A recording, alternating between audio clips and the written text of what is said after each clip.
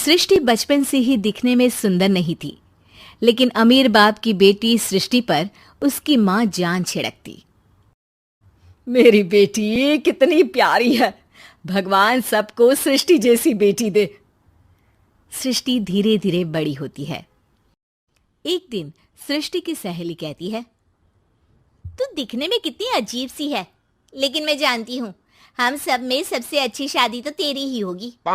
तेरे पापा अमीर जो है।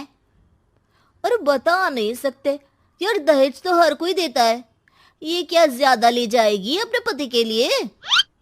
अरे बड़े शहर में कोठी है इसके पापा की। अरे पापा की है ना, कौन सी इसकी है? इसकी होती तब तो कोई भी लड़का इससे शादी कर लेता।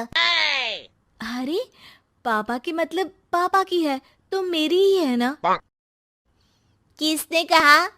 अब तेरी तो तब होगी ना जब तेरा भाई ना हो।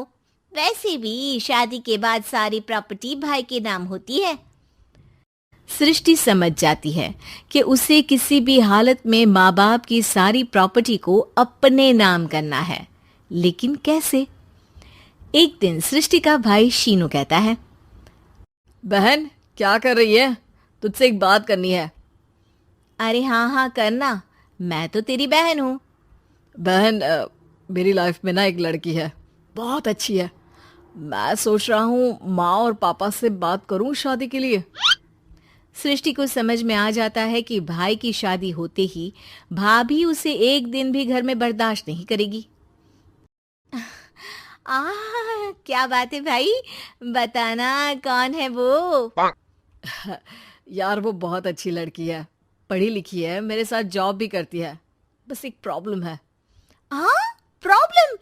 क्या प्रॉब्लम है भाई? यार वो शादीशुदा है, लेकिन उसके पति ने उसे सिर्फ इसलिए छोड़ दिया क्योंकि उसके माँ बाप दहेज नहीं दे पाए। सृष्टि ये सुनकर न जाने क्यों खुश हो जाती है।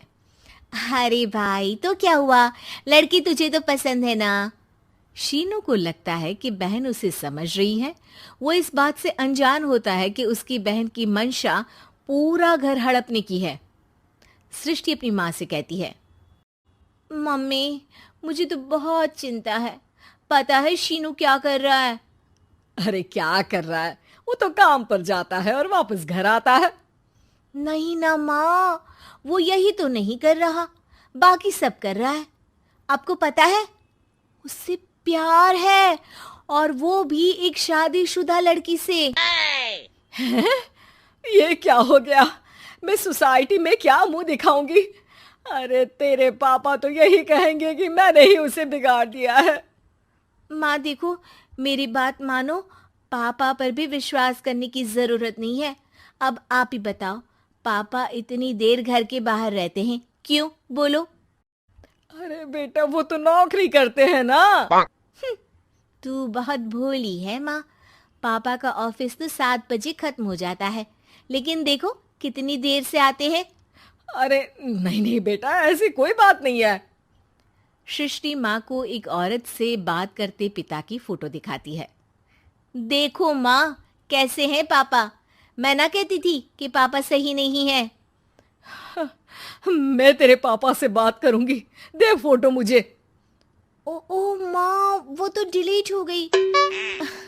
लेकिन चल, तूने तो देख लिया ना। पापा से बाद में बात कर लेना, और हाँ, मेरा नाम बिल्कुल मत लेना। हाँ माँ। अब क्या था, सृष्टि के माँ और पिता के बीच झगड़ा होना शुरू हो जाता है। सृष्टि के मन में क्या चल रहा था कोई नहीं जानता था। एक दिन, माँ सृष्टि के लिए एक लड़का देखा है, वो लोग शाम को उसे देखने आने वाले हैं। और हाँ माँ, एक खुशखबरी, मैं और पापा मिलकर एक नया बिजनेस ट्राई कर रहे हैं। शाम को लड़का आता है, सांवले रंग का। सृष्टि को तो बिल्कुल भी पसंद नहीं आता। लड़की की माँ कहती है, लड़की का चेहरा तो कोई खास नहीं, लेकिन अगर मेरे बेटे को आप लोग सेटल कर दें तो मैं उसकी शादी आपकी बेटी से करवा दूं। सृष्टि को लड़का बिल्कुल पसंद नहीं था। उसे भाई पर गुस्सा आ जाता है।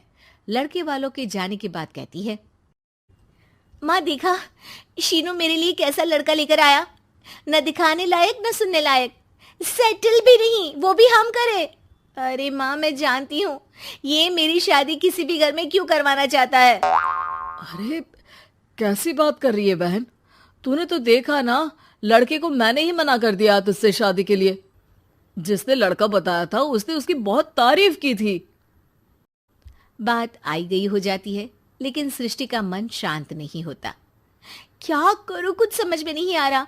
मेरी शादी हो गई तो ये लोग पूरी प्रॉपर्टी शीनू के नाम कर देंगे, मेरे हाथ तो कुछ लगेगा ही नहीं। तभी सृष्टि को आइडिया आता है। वो किसी वकील को फोन करती है।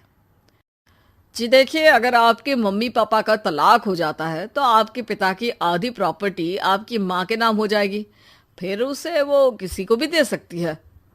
सृष्टि अब माँ को बेटे के खिलाफ भरती है। माँ, शीनू पर नजर रखा करो, वो जिस लड़की के प्यार में है ना वो शादीशुदा है। यहाँ आएगी, सारा पैसा रुपया जमीन जायदाद सब हड़प लेगी। पापा का भी हाल तुमसे छुपा नहीं है। ऐसा ना हो कि मैं और आप एक दिन सड़क पर भीख मांगे। हे भगवान, मैं तो जीते जी मर जाऊंगी अगर ऐसा हो गया तो। ऐसा हो गया नहीं माँ, ऐसा ही होगा। अभी समय है, आगे का सोच लो। मैं तो कहती हूँ पापा से आधी प्रॉपर्टी लेकर अलग हो जाओ। पापा की आधी प्रॉपर्टी भी हम लोगों को अगर मिल जाती है ना तो अगले 7 जन्म सफल समझो। बेचारी माँ बेटी के कहने पर पति से तलाक लेकर अलग हो जाती है। सृष्टि अब पैसों से गाड़ी और अपने दूसरे महंगे शौक पूरे करने लगी। उसके दोस्त भी उसके पैसे इस्तेमाल करते। सृष्टि, कल तुम कहाँ थी? मैं सारा दिन घर पर अकेली थी। तो मैं क्या करूं? मैंने ठेका तो नहीं लिया है ना तुम्हें संभालने का।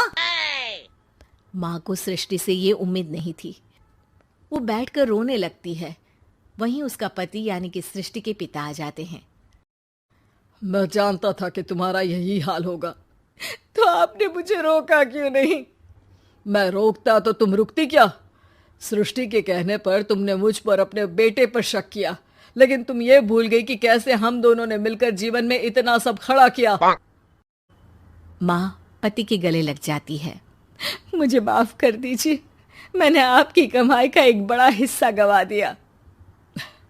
कोई बात नहीं, तुम साथ हो तो मैं ऐसी 7 प्रॉपर्टी खड़ी कर दूंगा। तभी वहां सृष्टि आ जाती है रोते हुए। माँ, मयंक ने मुझे छोड़ दिया। वो बोल रहा था जब तक मेरे पास पैसे थे तब तक ही वो मेरे साथ था। पापा, माँ, मुझे माफ कर दीजिए।